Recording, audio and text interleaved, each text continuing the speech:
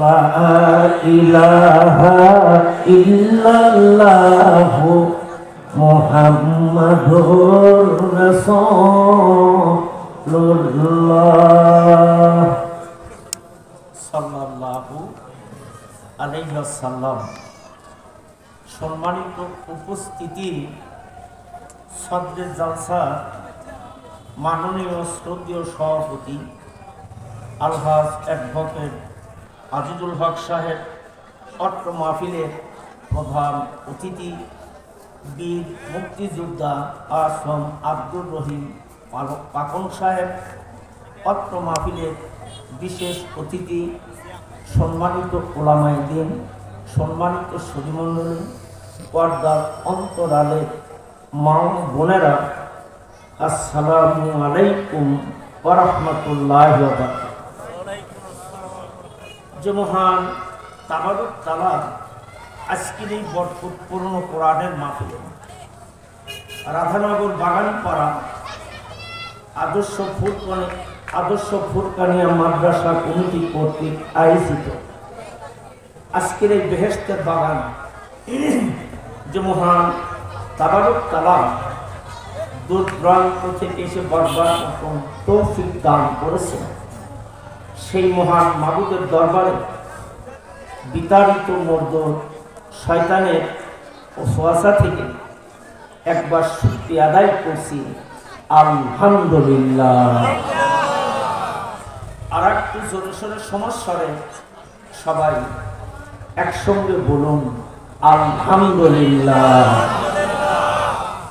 সম্মানিত সুধী সমাজ, আপনারা ইশার নামাজের পর থেকে শুরু করে দীর্ঘ সময় অত্যন্ত জ্ঞানগর্ভ কোরআন এবং হাদিসের আলোচনা শুনলেন। আমরা যা বলি আর আপনারা যারা শ্রবণ করেন, আল্লাহ যেন সকলকে আমল করবার তৌফিক দিন, জোরে বলুন আল্লাহুম্মা। আমি আপনাদের সামনে কোরআনে কারিমের সূরাতুল বাকারা থেকে ছোট্ট দুই টুকরা আয়াতে কারিমা তেলাওয়াত করেছি। রাসূল পাক সাল্লাল্লাহু আলাইহি ওয়াসাল্লাম পবিত্র জবানের অগণিত হাদিসের মধ্যে থেকে আমি ছোট্ট এক টুকরা হাদিস শরীফ তেলাওয়াত করেছি। এর উপরেই কিছু কথা বলবো, বাকি মহান আল্লাহ পাকের ইচ্ছা। যে মহান তাবারক তাআলা এই বরকতপূর্ণ গ্রন্থ কোরআনুল কারীম জেনে তার প্রতি সরদারের প্রতি আল্লাহ নাযিল করেছেন, সেই মহান হাবিবের প্রতি শত কোটি দরুদ ও সালাম, জোরে বলুন সাল্লাল্লাহু আলাইহি ওয়াসাল্লাম। সম্মানিত সুধী সমাজ, আমি যে রুকুটি থেকে আয়াতে কারিমা আপনাদের সামনে তেলাওয়াত করেছি, সূরাতুল বাকারা মুক্তি জিন্দেগিতে বিশ্বনবীর উপর আল্লাহ নাযিল করেছেন।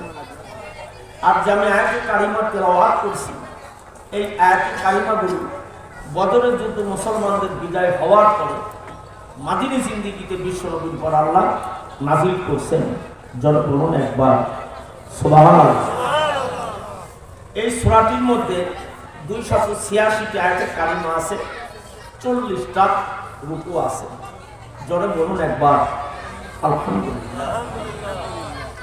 আমি যে রুকুটি থেকে আয়াতে কারিমা আপনাদের সামনে তেলাওয়াত করছি, আল্লাহ রাব্বুল আলামিন ইমানদার মুমিন যারা, ইমানদার মুমিনদের জীবনে 5টা বিষয়ের উপর আল্লাহ পরীক্ষা করবেন। কয়টা বিষয়ের উপরে? 5টা বিষয়ের। আহাসিবান নাস আইয়ুতরাকু আইয়াকুলু আমানা অহুম লা ইফতানুন। ঈমান আনছেন বলে আল্লাহ কিন্তু আপনাদেরকে ছেড়ে দেবে না, আমাকে ছেড়ে দেবে না। আল্লাহ বলতেছেন আহাসিবান নাস আইয়ুতরাকু আইয়াকুলু আমানা অহুম লা ইফতানুন। যারা ঈমান আনছে, আল্লাহ বলছেন আমি তাদের ঈমানের পরীক্ষা নেব। কথা কার? আর একটু জোরে বলুন আল্লাহ। আল্লাহ আমার আপনার ঈমানের পরীক্ষা নেবেন। সে পুরুষ হোক আর নারী হোক, ইমানের পরীক্ষা নিয়ে এই দুনিয়ার জীবন থেকে মাটির কবরে যেতে হবে। এই ইমানের পরীক্ষা দিয়েছেন নবী রাসূলগণ। এই ইমানের পরীক্ষা দিলেন হযরত জাকারিয়া আলাইহিস সালাম। এই ইমানের পরীক্ষা দিলেন হযরত ইয়াহইয়া আলাইহিস সালাম। এই ইমানের পরীক্ষা দিয়েছেন হযরত মরিয়ম আলাইহিস সালাম। এই ইমানের পরীক্ষা দিয়েছেন হযরত আইয়ুব আলাইহিস সালাম। এই ইমানের পরীক্ষা দিতে যায় কিন্তু রহিমা কিন্তু আয়েব নবীকে কখনো পরিত্যাগ করতে পারে? জোরে বলুন, জোরে বলুন, পারে না। হযরত আইয়ুব আলাইহিস সালাম দলিলুল কদর একজন পয়গম্বর। তিনার গার ভিতরে কিন্তু কুষ্ঠ রোগ ছিলেন। এই কুষ্ঠ রোগে আইয়ুব আলাইহিস সালাম সুদীর্ঘ জমিনের উপর 18 বছর ভোগ করেছিলেন। কত বছর? 18 বছর। আইয়ুব আলাইহিস সালামের গায়ের ভিতরে পোকা কিলবিল করতেন। পোকাগুলি যখন জমিনের উপর পড়ে যেতেন, বিবি রহিমাকে ডাক দিয়ে বলতেন, রহিমা, এই পোকাগুলি যে আমার শরীর থেকে জমিনে পড়ে গেছে, এই পোকাগুলি আবার আমার গায়ের মধ্যে উঠায়া লাগায়া দাও। জোরে বলুন একবার সুবহানাল্লাহ। সোনার বাচ্চারা, যুবক ভাইয়েরা, 18 বছর ইমানের পরীক্ষা দিতে গিয়ে আইয়ুব আলাইহিস সালাম পরীক্ষায় পাস করছিলেন না ফেল করছিলেন? আর একটু আস্তে করেন, আর একটু জোরে করেন। আইয়ুব আলাইহিস সালাম কিন্তু এই পরীক্ষায় পাস করছেন। কখনো কিন্তু আল্লাহকে বলে নাই, আল্লাহ তুমি আমার এই অসুখ দিছো, এই অসুখটা ভালো করে দাও। আমার আপনার যদি একদিন দুই দিন জ্বর আসবে, এক সপ্তাহ থাকে, আমরা কিন্তু আপনার আল্লাহ তুমি আসতে হবে, তাহলে আমার কি পাইছে, আমার কি পাইছে, আর কাউ পাও নাই। ইস্তাইনু বিস-সাবরি ওয়াস-সালাহ।